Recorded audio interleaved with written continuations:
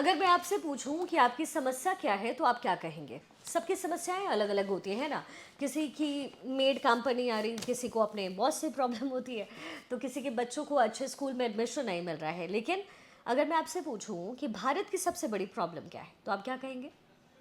एक global market research firm है Ipsos, उस वो अपनी पूरी दुनिया में एक सर्वे किया है और पता चला कि उसमें भारत की सबसे बड़ी टेंशन है क्राइम।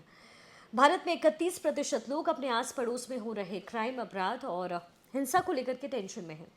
हालांकि सिर्फ भारत का ही नहीं, पूरी दुनिया का यही हाल है। रशिया यूक्रेन युद्ध के बाद पहली बार ऐसा हुआ है जब महंगाई दुनिया की सबसे बड़ी चिंता इस समय नहीं है। अब हिंसा और अपराध सबसे बड़ी चिंता लोग कह रहे हैं। लेकिन भारत के लिए एक पॉजिटिव चीज़ निकल कर ये आई कि भारत में 78% लोग ऐसे हैं जो मानते हैं कि उनकी देश की अर्थव्यवस्था अच्छी स्थिति में है। जबकि अगर जापान जैसे देश की बात करें तो वहाँ पर 86% लोगों का मानना है कि उनके यहाँ की इकोनॉमी जो है वो ख़राब है। कुल 29 देशों में ये सर्वे किया गया और इसमें सिर्फ 2 ही ऐसे देश निकले हैं जिनके लोगों ने ये माना है कि उनके यहाँ की इकोनॉमी बेहतर चल रही है, और वो देश हैं सिंगापुर और भारत। यानी ये सर्वे दिखाता है कि मोदी सरकार की आर्थिक नीतियों पर जनता का भरोसा कायम है। तो वहीं इसके बाद दूसरा नंबर है महंगाई का, और 30% लोग इसे दूसरी सबसे बड़ी समस्या मानते हैं।